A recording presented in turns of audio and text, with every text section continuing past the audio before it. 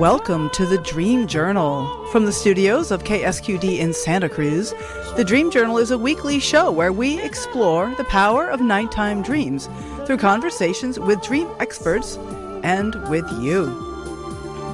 So there's no those vital minutes. Time is keenly found. We are not alone. Water over stone, even if you're by yourself. In the words of Carl Jung, who looks outside dreams, who looks inside awakens.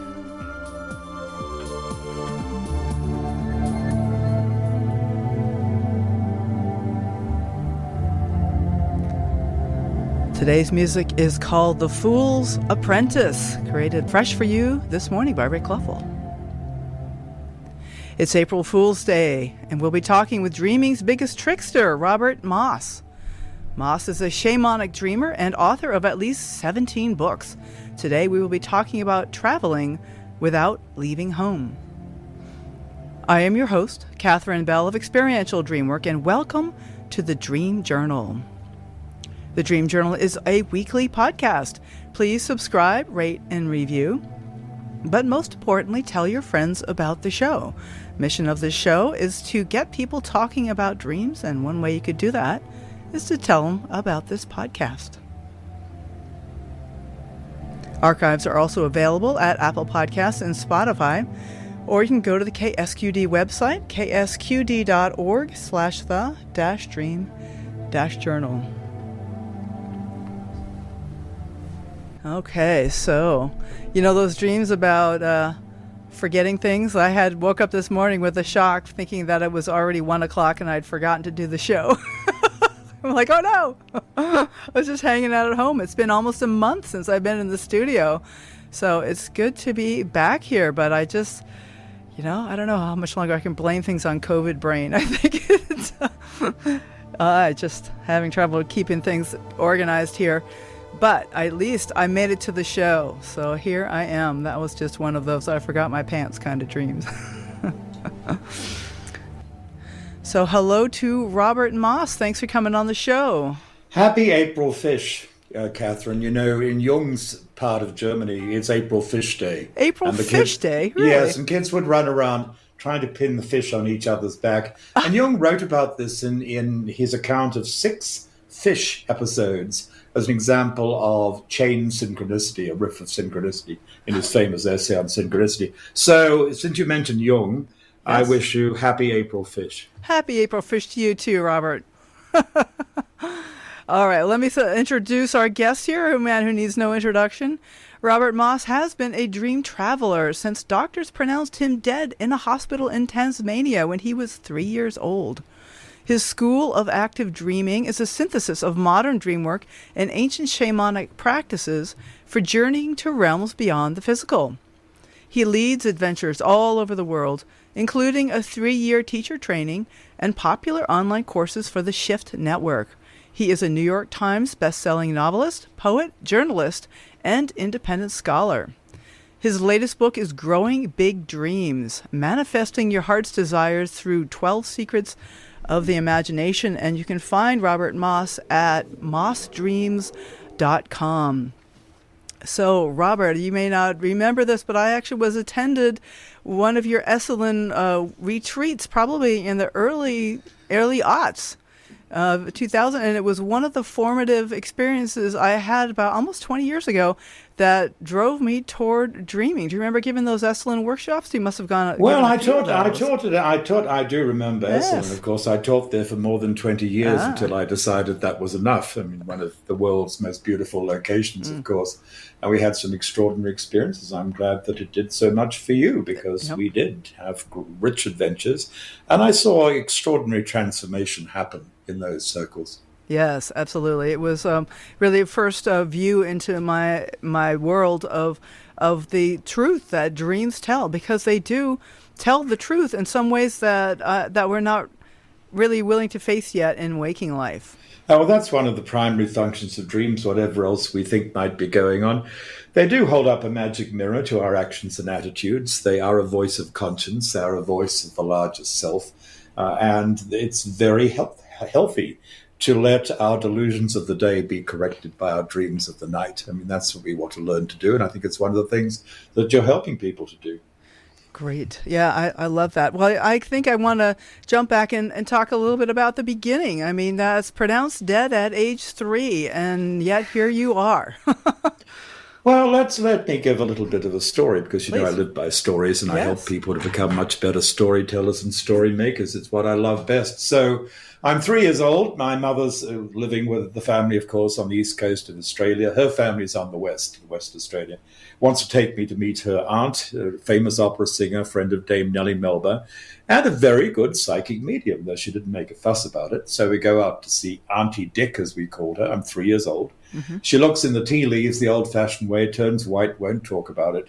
Only later does she reveal she saw me die. That winter in hospital, in a bitter winter, I was taken to hospital with pneumonia, and the doctors pronounced me clinically dead. They came back and said, "Oh, your boy died and he came back, didn't he?" With some embarrassment when I came back. So my aunt, the psychic opera singer, had seen it. She didn't see me coming back. She saw me die. And that really introduces the story. It happened again when I was 9 years old, and at that point I found someone to talk to. It was very hard to talk about dreams in a conservative era in a military family in Australia, but an Aboriginal kid was willing to talk about dreams, and he seemed to understand what I was saying. When I told him, age 9, how under the surgeon's knife in an operating room with an emergency appendectomy, how I'd gone and lived a whole life somewhere else with a different kind of people, he wasn't awed. He didn't say, "Wow, that's powerful," or something. He said, "Oh, yeah, we do that. We get sick. We go live with the spirits.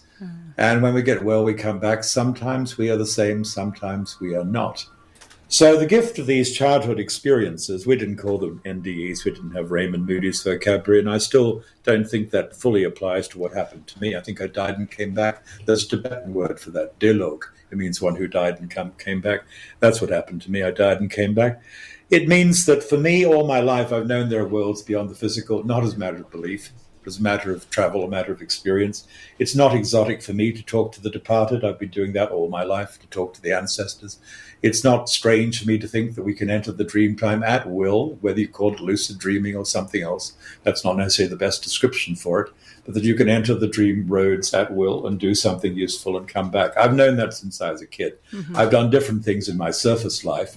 In midlife, I was claimed again by the dreaming and eventually decided I'd do something for which there was no name and no career track in our culture. I'd become a dream teacher. Yes, so lots of people who specialize in dreams, you call them experts, we can call them different things. But Catherine, in North America where we are talking, the primary word we translate as shaman or healer is dreamer. In Native American languages, that is the word for the shaman or the healer. Ramzedzots in Mohawk, I had to learn the language of the Kanyakahaka or Mohawk because of my dreams. In Mohawk, it's Ramzedzots, the dreamer. The dreamer is the shaman, is the healer. It's also used for doctor. Oh, wow. I never knew that connection. So there is something, I mean, you are really answering some questions of mine, because I have heard folks like this. I know the Tibetans have a stream yoga practice where becoming lucid in a dream is practice for becoming lucid after death. And so that it kind of implies that they're the same kind of a world, or at least we have the same skills that one will apply from one to the other. Are they literally, I mean, in your view, are they literally the same world, or are they just... They're very similar. Yeah. I'll put it to you as strongly as this. Dreaming, as we practice it, is the best preparation for dying. I mean, Plato said all of philosophy is preparation for dying. I would say that dreaming is a part of philosophy. Philosophy means love of Sophia, love of wisdom. It's the aspect of philosophy, the technique, the philosophic technique that best equips you. The Lakota say, the path of the soul after death is the same as the path of the soul in dreams. I will say to you that once you learn, you travel in dreams to worlds beyond the physical, including places where you might live after physical death and places where the so-called dead are alive. You'll realize, first of all, you're confirming for yourself that consciousness or soul survives the death of the physical body, because you're traveling in the realms where it will live. And you might find, when you travel on, that the places that you have the ability to live in, to study in, to rehab in, beyond death, are places you know already. Dion Fortune, the great priestess of the Western Mysteries, said the same thing in one of her books. She said, you're going to find when you die that you know a lot of the places because you've dreamed your way there. Seth, the Seth material. Seth is full of this stuff. Seth is a great teacher on this stuff.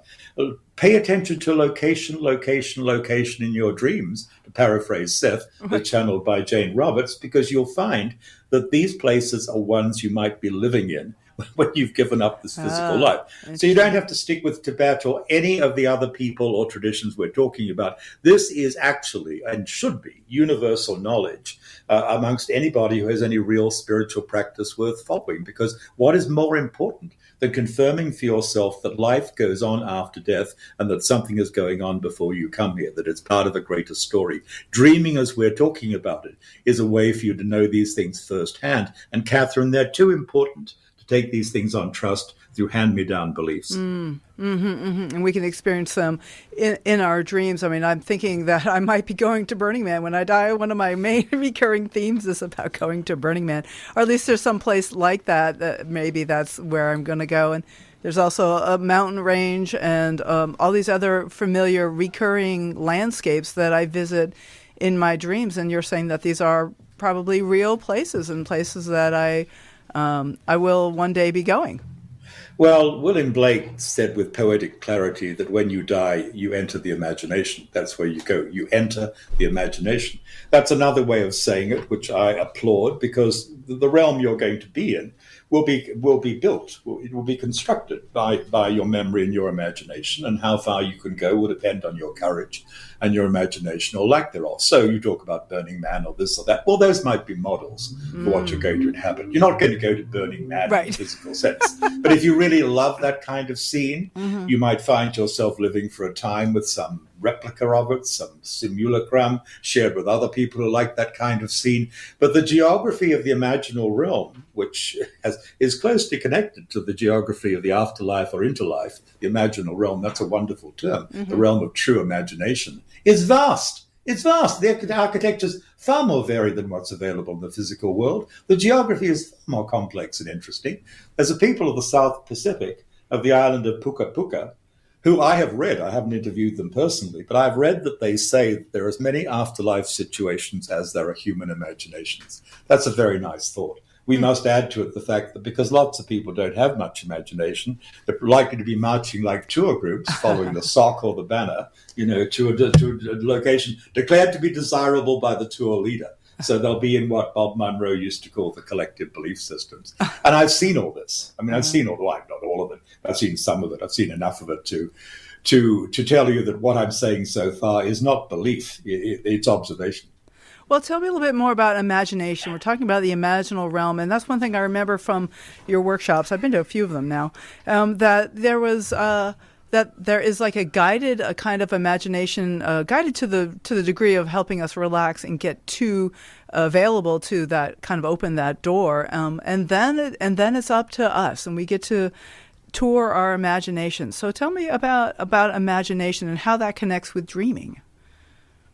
Well, I mean, they're closely related, aren't they? I mean, as you discussed, dreaming, night dreaming, you are often, I gather, talking about spontaneous sleep dreams, which I value highly. I think that the dreams we don't ask for and may not want give us all sorts of guidance, including performing that magic mirror function we talked about earlier on.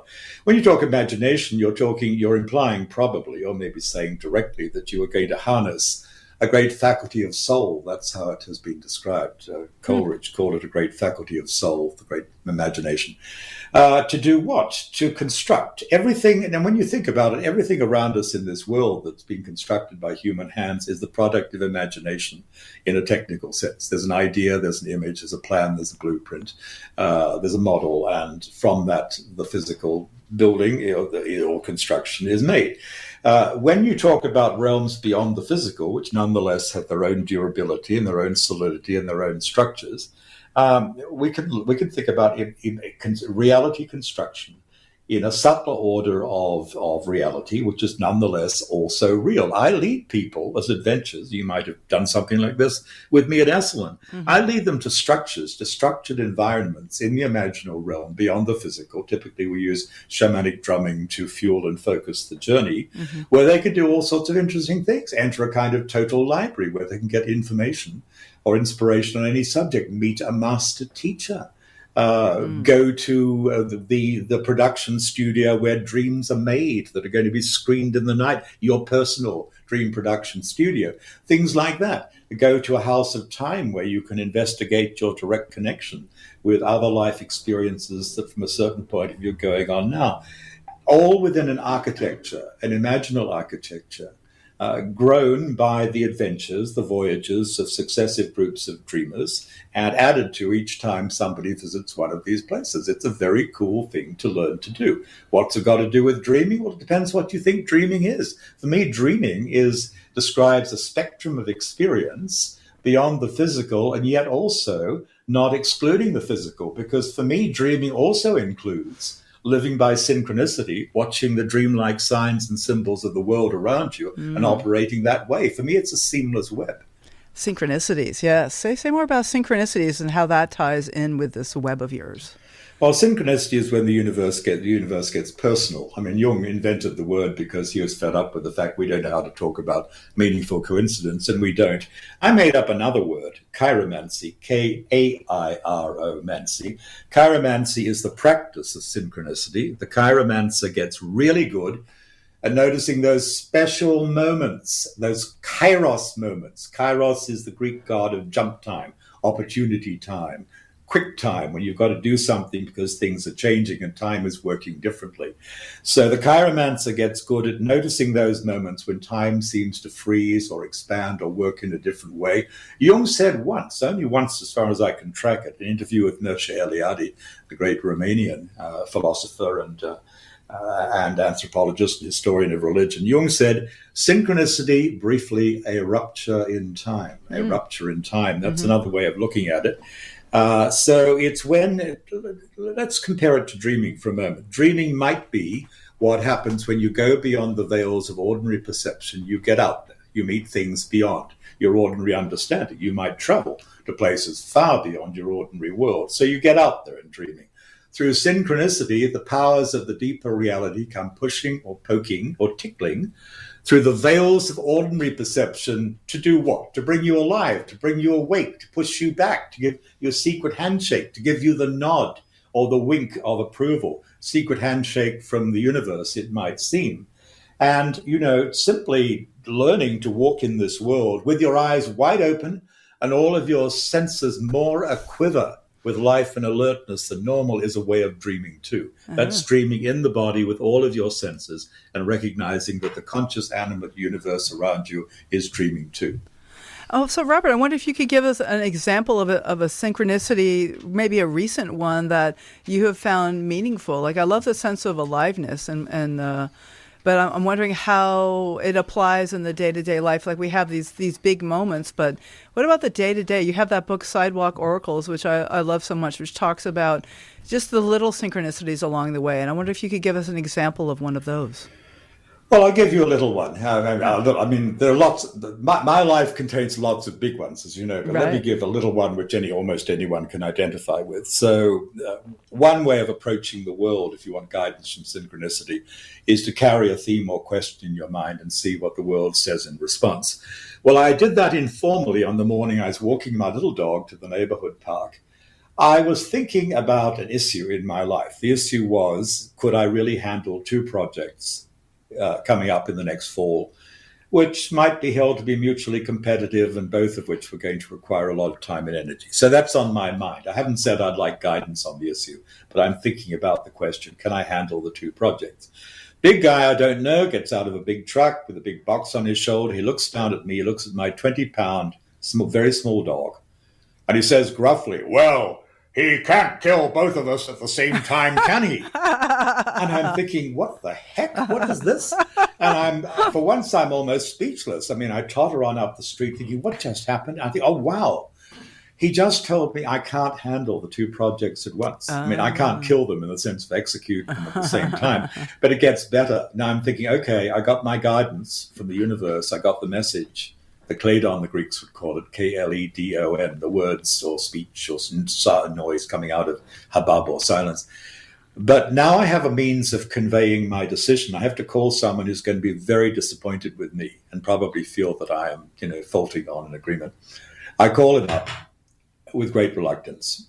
There's silence on the end of the line. He said, we had an agreement, Robert. And I say, but I got the message from the man who said you can't kill both. He can't kill both of us at once. And the guy on the fence starts laughing. He says, you got me. You and the synchronicity stuff. You got me. I'd have to make the same decision. So we had laughter. We had resolution. I only had guidance. I had a humorous, happy way to convey the decision and bring everything through in a way that, resulted in no hard feelings. So that's an example of the world giving you a message on a theme that is on your mind. And I think it's actually going to go on all the time if you're open for it. But the problem is most of us are going around in headphone land or stuck in some groove or stuck in some rut, not alert and available to those moments of absolute free, spontaneous intervention you sometimes feel. You feel the hidden hand that synchronicity can give us. Right. Wow, it feels like even more than mindfulness, it's kind of a sense of meaningfulness, like looking for meaningfulness in every moment. Yeah, that's not a bad way of saying it. You can't be too serious about these things. You've been touting me as a big trickster and so on. I don't know whether that's true or not, but I will say this, Catherine. I discriminate in life between those who have a sense of humor and those who don't. And if you're going to go around very solemnly speaking in terms of spiritual correctness all the time, you're never going to get really good at this. And the great spiritual masters actually are not masters of spiritual correctness. They're playful. Yes, I love that. And dreams themselves are so incredibly playful. Like my dream this morning, I don't know if you heard my dream share. I did hear. Yeah. About totally forgetting about the show. I'm like, oh no. Well, let me give you a story about dreaming and writing and publishing and the trickster. May I do that? Yeah, please. So when I was writing Conscious Streaming, which was the first of my book on all of this, by the way, I've published 26 books the conventional way so far. Well, not that many. I was told in a visionary experience many years ago, I'm supposed to publish 64 in this lifetime. You know what? I'm not getting younger, and I doubt I'm going to do it. So you really made me worry when you said I'd publish 72. That was just from your webpage. It is actually 26. 26. Anyway, so I'm writing Conscious Streaming. The book publishes Conscious Streaming. And I have an agent in those days, and I'm coming out of a very successful career writing different kinds of books. But nonetheless, it's something new. I've gone out in the wilderness. I haven't asked for a contract this time. I'm just going to do it. And I set an intention for guidance on writing the book that is published as Conscious Streaming. The guidance is I'd like to help on reaching as many people as possible and opening them to the gifts of dreaming. And I dream that I'm in a kind of 3-ring circus. And there's this really, really loose, sketchy character wearing a loud check suit with a funny hat on his head, smoking a big cigar, big mustache. He's doing ridiculous acrobatics, bouncing up to the top of the tent. And I'm now lucid inside the dream. I'm thinking, I asked for guidance. This is supposed to be my guide. And I know his name. His name's Morty, said with a New York accent. He's bouncing up and down, and then he bounces into the bleachers. He grabs an attractive woman in the second or third row, and he's smooching with her, puffing his cigar. And I'm looking at him with absolute incredulity. This is my guide. And he leers and he winks, horrible wink, and he says, it's about entertainment, kid. It's about entertainment. And I woke up laughing, and I thought, I got the guide that I needed. I got the guidance I needed. I was shocked as the dream began to unfold by what I was receiving.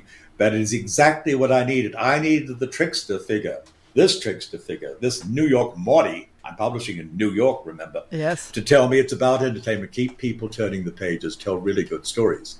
So that is what I needed at that time. And that's an example of how, one of the things going on in dreaming is that our sources of guidance draw from a cosmic costume department, dressing themselves up in the faces, the clothes, the rigs, the styles that will speak to us, to shock us awake, to make us laugh ourselves awake, to bring us along.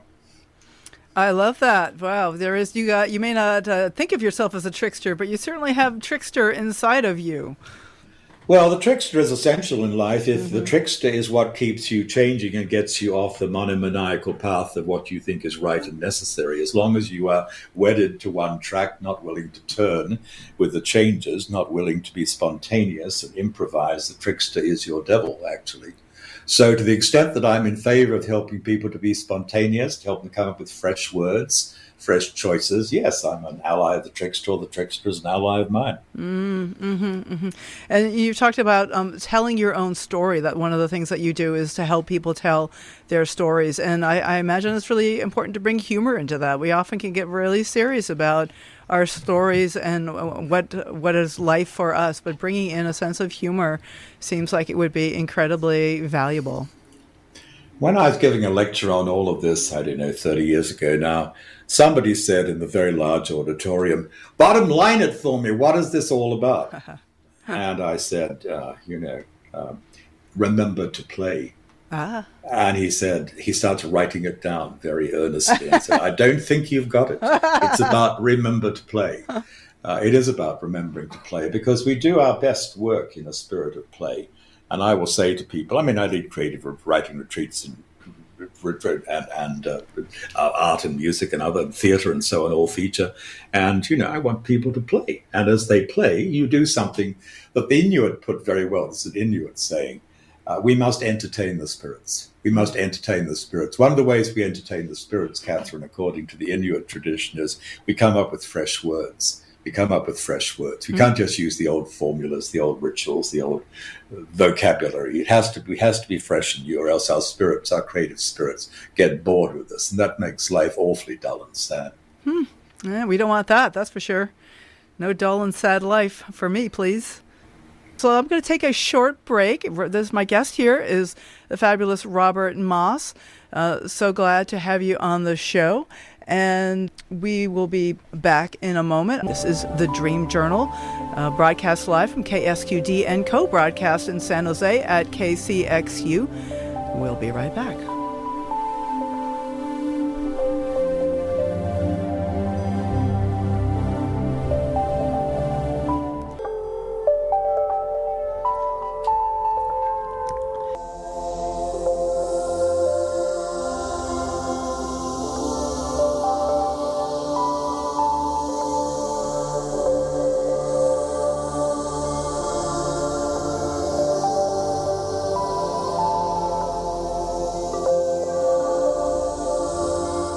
Okay, we are here with Robert Moss, and I want to say that we have in the studio Stephen Popp, who has a dream that he would like to share. So, Robert, you game for that? Want to hear?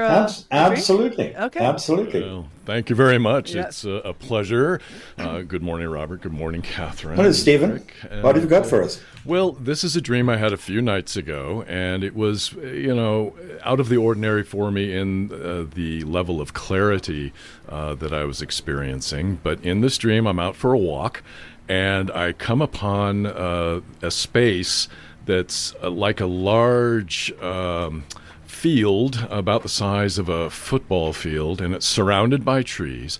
And lined up at the end where I'm approaching is a line of horses. And about 10 feet behind the horses is a line of humans. And at the far end of this line is my father, who passed away in 2005. And he's waving at me, and he's saying, Stephen, the next horse, it's yours. It's yours. Come up here and claim this horse. So I'm not a horse rider. And in fact, most of my experiences with horses as a child was to be swept off by a tree limb or bitten or rolled over on, that sort of thing. And I love horses, though, all the same. I just don't ride them. So I walk up to the end of the line where my father's standing, and this very large individual, very, very gruff-looking fellow with long blonde hair and a ponytail and a big cowboy hat and a vest comes walking over and says, "Okay, who wants the next horse?" And of course we all raise our hands. And he looks me straight in the eye and he says, "It's yours. It's yours. And its name is Rain." And I'm like, "Oh, okay. I don't know any Rains." But he pulls me up or leads me up, and this horse is actually not a full-size horse. It's more like a pony. And he is showing me how to put the saddle on and getting it all the tack and harness in place, until finally it's time to get up on this horse with a bit of trepidation on my part. And he says, "Okay, here you go." And the thing just kind of barely walks at a slow pace. It's not racing along, and we end up going up into the trees, and I'm surrounded by pine trees, fairly open but beautiful forest. And all of a sudden, this horse turns its head around to me and starts licking me. Now, it's no longer a horse, though. It's a deer. And I'm like, oh, this is not good. I shouldn't be riding a deer. So I climb off, and I take the saddle off, and the deer just wanders off into the woods, and I'm standing there looking around. What a wonderful narration, Stephen. Thank you. What's the title of the story? Stephen's experience with Dad and the horses. Okay, all right, that'll do. Now, a few questions. Sure. What are your first feelings coming out of this excursion? What are your first feelings as you leave the dream? Well, as I leave the dream, I'm Yes. feeling fairly peaceful, Yes. and it's Yeah. interesting to me that I'm not more interested in why was my father there. Okay. That seemed Right. rather natural to me and not All right. unnatural. Okay, so your father's deceased. You told us that you wouldn't normally get on horseback, but you don't dislike horses. Right. Any relationship with the deer? Is the deer important in your life in any way? The life of your imagination in any way? I have had dreams about deer, and in particular, half man, half deer. Yep. Individuals, the Hearn figure, that sort of thing. Right, And other than that, they eat my garden. What about the location, the field, the size of football field? Could you find yourself at this place or a place like it in the future? Is that possible? Yeah, very, very possible. It is. Okay. So what do you most want to know? Where's your curiosity now? Well, I think my curiosity is that I have been on a path, on a journey myself, and it's manifesting itself in dreams now for me, mostly from listening to this show and meeting Catherine. But I am at a point, too, where I'm making some decisions in my life. I need to make some big changes. Right. So. Well, I have a number of immediate associations. If it were my dream, first of all, I want to use it as a window to talk to my father, whether or not that was a strong concern at the end of the dream. I know that let me put it this way, if I have reasons to have a conversation with Dad, this dream is a portal. I can step back inside and put myself back in that field and talk to him. Nice. I know he's available. Secondly, the horse for me is the wind horse of spirit. Wind horse of spirit. Okay. You can track that word in several Tibetan wind traditions. horse, But when I guide people on shamanic lucid dreaming adventures, I often have them meet up with a horse or how they feel about horses. We're talking about conscious journey now with shamanic drumming in the workshops. They're going to ride the horse, and it's going to take them to a house of gifts where they'll meet multiple aspects of themselves that have not been fully in their body. So I have all sorts of positive associations with the horse. Both for the raw energy, the horse power, and as the wind horse of spirit, which can take me to the place of my spiritual completion. And that begins to unfold when the horse turns into the deer. You know, Stephen, Merlin rides back from Deer Mountain. The Scottish Merlin rides back from Deer Mountain on an antlered stag. Wow. That's how Merlin rides back into the world of humans. Wow. So it's not just Hearn and Caminonos Sure. and all of that. It's also Merlin. And the reason the antlers are so important symbolically, cross-culturally, is they represent connection to the spirit world because they rise beyond the physical head, and they also represent the power of regeneration. That's why the Royana, the good man, who is a traditional chief of the Iroquoian Confederacy, wears the living bones, as the antlers are called. So without making a lecture about that, though we could spend 3 hours on it, Oh, please do. when the horse's spirit becomes the deer, I'm on my spiritual path, and I'm now elated. So my plan is going to be to honor this dream in certain ways. I like to draw from my dreams, so I would definitely make at least one drawing, and I'd color it in, and I'd get my paints or crayons out. I'd also like to consider trying to re-enter the dream. This is one of my core techniques in our active dreaming approach, that we can use a dream or personal image as a portal, if it's got energy, to go back into that scene and go on with it, not leave it where it finished. Ride on with the deer, talk to Dad, whatever else. I might have a list of things I'd like to do.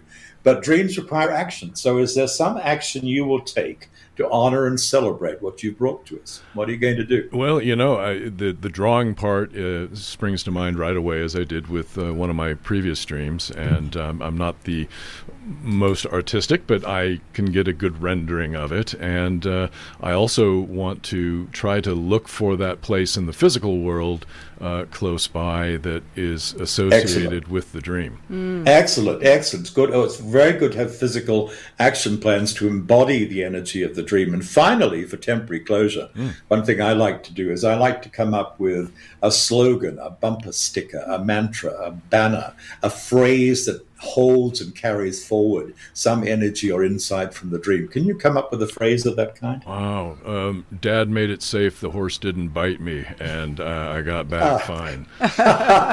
Well, that's a bit of a mouthful, but it's certainly got the right. It's certainly got the right forward-moving energy. And I congratulate you, Stephen, for telling your stories so well. I greatly appreciate people who can carry their stories. One of the things, Catherine, you know this. One of the things that comes through with this kind of approach is we all learn to tell our stories better. We not only develop the patience to listen to each other more deeply, but we develop the skill to say what we're going to say so well that people are eager to hear it. It doesn't just require patience. Yes, exactly. Love that. If we're going to become a dreaming society, we must learn to tell our dreams so other people want to hear them. Absolutely. And many of us have not developed that gift. I agree. That's wonderful. So Stephen has it. He's a natural. Well, that's why I'm on natural dream narrator. Thank you so much for your observations. I appreciate it. And I think I'll be going back to that place soon. Great. Great. Thank you so much, Stephen. Excellent. So good to have you on the show. Thanks again. That was good. All right. So, Robert, we have another caller, Elizabeth from Bellingham. Hello, Elizabeth. Hi, Catherine. Hi. Hi, Elizabeth. I've been to Bellingham. I actually spoke at a bookshop in Bellingham some years ago. Great. That would be Village Books. You are correct. Hello, I feel like I know you somehow. This is lovely. Thank you. I'm a shamanic practitioner with a great imagination, and my dreams have been unbelievable. Like, Catherine and I are working together, and I give her, 10 dreams every time we talk. Mm-hmm. But recently, I haven't been able to remember any of my dreams. Uh-huh. So this is my question, Robert. Right. What can I do? I need my dreams back, and I just wondered if there might be some information I need to kind of stimulate that bridge. Well, Elizabeth, I'm going to give you a few personal responses. I'm not entirely unfamiliar with this situation. I noticed that one reason that my dream faucet goes dry occasionally is I'm not doing enough with the material I've already received. I mean, you talk about sharing 10 dreams. That's a lot of material. Our dreams require action, let me say it again. I'm given all sorts of material in my dreams that I think my dream producers, my dream sources want me to do something with, to apply it in some way, to create from it.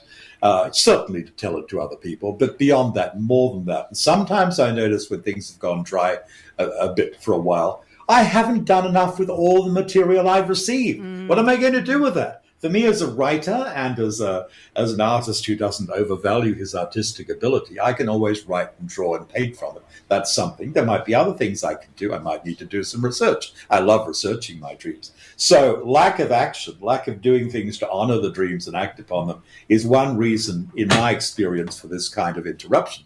While I'm being interrupted, while I'm on pause, here's something I can do right now, Elizabeth. I can practice synchronicity. We were talking about it earlier. Let me treat the world around me as my field of dreams. Let me pay close attention to the signs and symbols popping up. Let me go out into the world for 20 minutes of otherwise unscheduled time and collect 3 observations using any and all of my senses and make a dream story out of them. It's amazing how, when we start playing with synchronicity in that way, the dreams come back. And then finally, for now, I say I'm going through a dream guide and not getting anything. Is it actually literally true? Or is there maybe just a scrap of something, just the tiniest little fragment? Because I, like an absolute beginner who hasn't been attending to dreams or recording them, can do a lot with the smallest, skimpiest little piece of a dream, just a wisp, just a breadcrumb.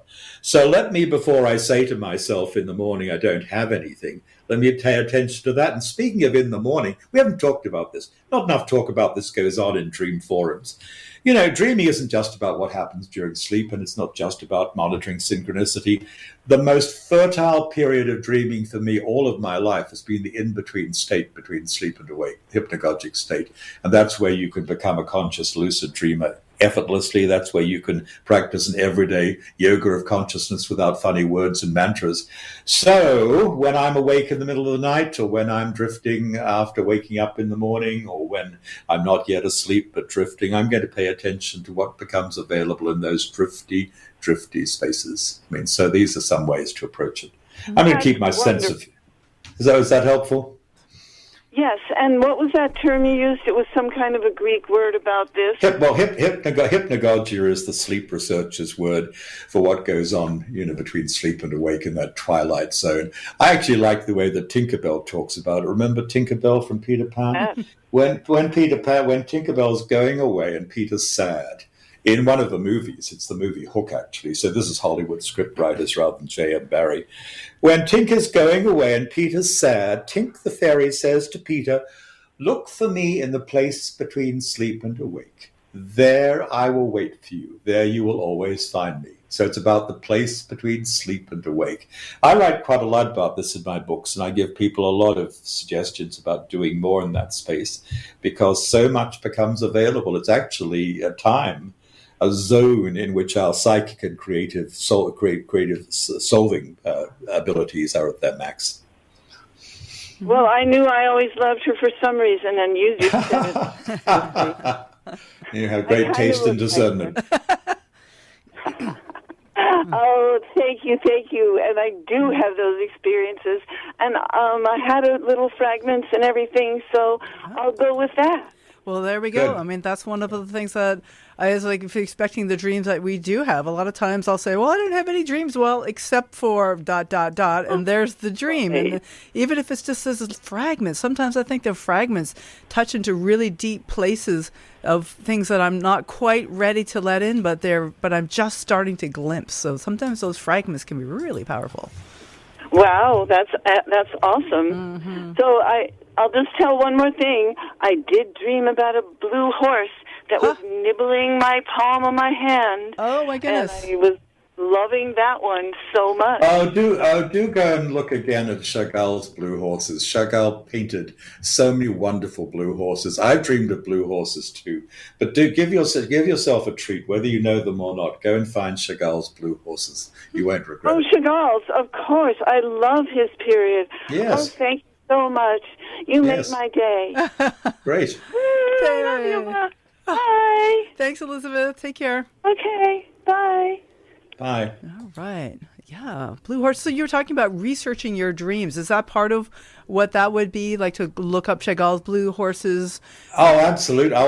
I mean, Jung said in paraphrase, but it's pretty close, that he has all sorts of great ideas all day long, but that he takes up in his work only what his dreams give him, which implies a great deal of research. I am the same, except I'd add synchronicity. I take up in my work what dreams that synchronicity gives me.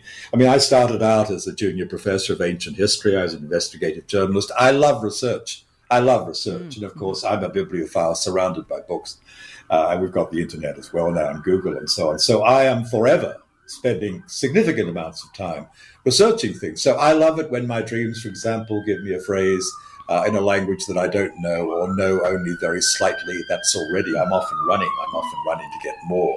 And also, because I'm given so many specific clues and leads, they take me into mythology, into history, into different disciplines, into different academic specialities, into different spiritual practices, into different cultural traditions. I mean, I love the research that my dreams inspire, and spend a great deal of time on it. In fact, it might orient, since I'm an independent scholar who's had that luxury for a long time, it might orient the whole day. I was just thinking about the synchronicity of that siren we just heard going by.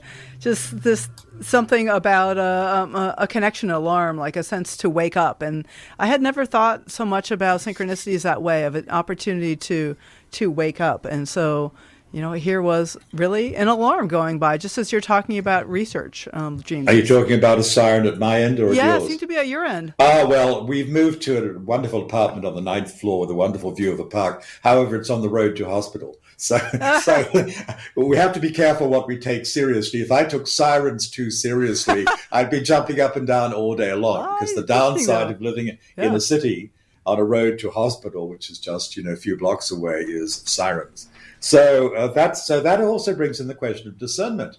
As you look for signs and symbols, you don't want to get nutty like that old taxi driver, character, that conspiracy nut. You don't want to turn into some kind of conspiracy nut who's seeing significance excessively, where there's no point in looking for it. So you are right; you're on the track in the right way. But since I know where I am in terms of my situation, so it's not a synchronicity. So it's not a synchronicity for you, but it might be for me. Exactly. Exactly. That's. I was going to come full circle. It might still be exactly what you say it is for you. Yeah, but exactly. if I were to take it too seriously, I would be in serious trouble. Well, I'm taking it as a wake up call, because I heard that siren and I'm like, oh, cool. Yes. So we do have another caller. We have Beth Ann from the Central Valley. Thank you. Pleasure to be here, and it's a pleasure to listen to you, Robert. I have a question about, you were talking earlier about humor and playfulness and taking action on dreams. And I've got some dream material that I have a lot of challenge finding humor with. It's very, very dark and threatening. And I'm wondering if you can give me some direction on how to get to the humor on things like being hunted by an assassin or someone murdering a child in front of me. I've done a lot of choice stuff. You sound as if you're announcing the bill of fare on a streaming TV network. Actually, that kind of stuff is going on all the time. How's your relation with the dream animals, Beth Ann? Do you have any animal connections? Oh yeah. Deer, interestingly enough, a little bit of horse dreaming that was very significant at one point, but it was kind of that episode, and that was it. And synchronicity around deer in particular. I had some deer show up actually literally in the headlights when I was trying to make a decision about whether or not to do something where the deer happened to be. Right. So deer is significant. And the felines, cheetah. I was hoping you were going to bring in the cats, the big cats. I have a very strong affection for the whole feline family, amongst others. And they're very good protectors and psychic boundary guardians. And if you're finding yourself in that kind of territory, it is tremendously helpful to have working relations with the animal guardians, particularly those who can act as bodyguards and boundary protectors, and certainly the felines are particularly well equipped to do that. So I would cherish my relationship with them, make sure that I'm feeding that connection in my body and my life, actually call them in, imagine myself having my own posse of protectors and bodyguards. And I'd also think about, and you gave us some really cheerful titles there, but I'd really think, Beth Ann, about what's going on here. What is calling me to these situations? Why am I visiting these places? Because there are bad neighborhoods in the dream worlds, just as there are in regular life. Is there some reason I've been called to this situation? Does it in some way connect to someone or some people or some possibility, involving my life, my family, my community, or not? Or am I just being called into it because I've been out wandering in perhaps some rather random way, or maybe because someone unknown to me is calling for help? I don't know. But if I find myself ending up again and again traveling to places that I don't like in the dream world, I'm going to try to influence the choices I'm making in my dreams, you see. I'm going to say to myself, I really don't want to be visiting these situations unless I can do some good. I don't want to be seeing this kind of thing. And if someone is pursuing me, well, that's a different matter. That might call for for a little bit of fundamental common sense psychic protection. And on that front, your cat friends can help you immensely. Wonderful. Thank you. And so much synchronicity there as well. I currently am living with 6 cats, 4 of whom encountered, when they were little tiny kittens and had been abandoned. So it sounds very, very on target. Thank you so much, Robert. That's very helpful. Beth Ann, go over to my blog, the Robert Moss blog. You can find it via my website or just the Robert Moss blog. There's a recent article, in fact, it's from a day ago, called "Feeding Tiger, Meeting Puma," and it's got and you go a bit further down. There are a couple of blogs about connections with the cats, the big cats, the small cats, the feline family. You might enjoy those. Cool, thank you. Okay. Thanks, Beth That Ann. sounds terrific. Thanks so much. So glad you called. So the Robert Moss, and the webpage is mossdreams.com. Shall I tell you a quick story involving dreams and synchronicity and big cats? Perfectly. One wonderful way to say goodbye to our listeners. So I'm in my bedroom one night and I have the sense of a presence and I see a sort of electrical grid kind of deal. And I realize it's a jaguar, which is interesting because I like the big cats, but the jaguar I'd never felt was a particular ally of mine. I feel it's a visitor.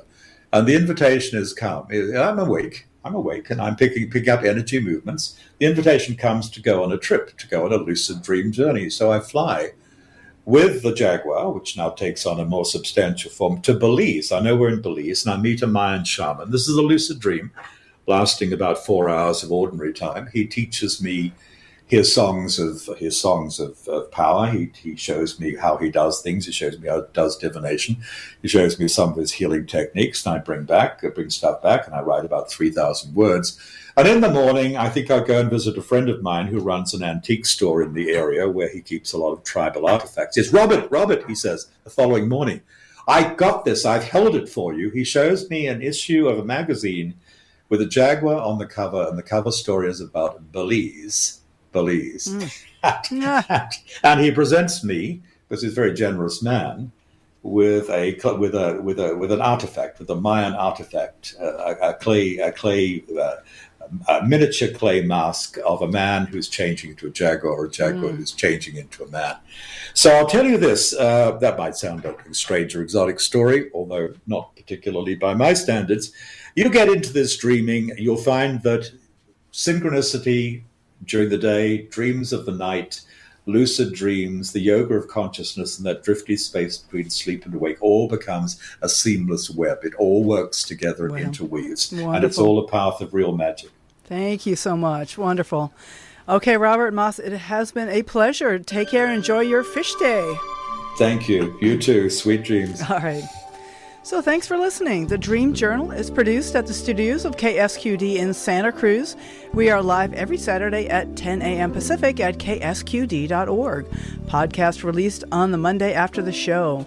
Keeps us growing when you subscribe, rate, and review. I am Catherine Bell. Find out about my dream coaching practice at experientialdreamwork.com. Email me at catherine@ksqd.org, KATHERINE@ksqd.org. I'd like to thank Rick Cleffel, Tony Russamano, Eva Milady. The intro music is Water Over Stones. Outro music is Everything by Mood Science. Tomorrow morning when you wake up, take a minute to write down your dream and bring it to the next Dream Journal.